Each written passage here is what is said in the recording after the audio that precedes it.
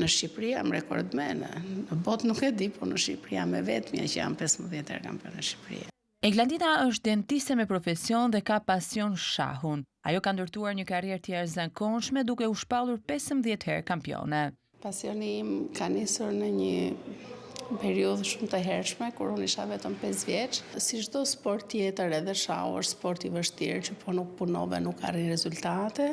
Po ajo që më pëlqen mua shumë tek shahu është që shahu më ka lidurimin, më bën të mendoj disa hapa përpara të tjerëve. Janë më të zgjuar ata që luajnë shah? Janë të zgjuar ata që luajnë shah, patjetër që janë. Më të zgjuar nuk di ta them, sepse ajo rezultatet në shah varen nga puna, talenti është një pjesë shumë e vogël.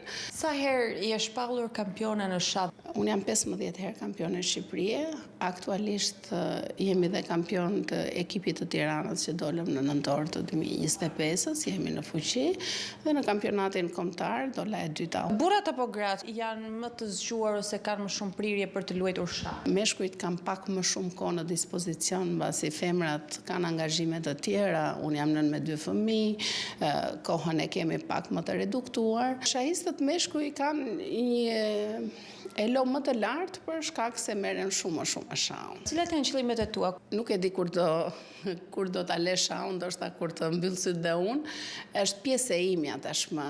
Kam titull ndërkombëtar WFM, dua që të behemi më GM, patjetër që kërkesat ndaj vetes edhe arritjeve janë të lartë. Kush që të ka shtyr apo ka qenë thjesht kurioziteti jot? Jo, në fillim ka qenë i madh që më ka futur në shah, ata luanin, unë shikoja, kisha kuriozitet. Ju jeni dentiste dhe pasioni që keni për shahun, si i balanconi të dyja? Kuptohet që puna është primarja, pasi ajo në mban gjallë. Qëllimi im kur u bëra stomatologe ishte që të jem shumë pranë njerëzve, të kthej buzëqeshjen, të heq dhimbjen. Një dentiste shahiste, mendon që je vetmja në Shqipëri apo mund të ketë edhe të tjerë? Dentiste shahiste në Shqipëri jam e vetmja.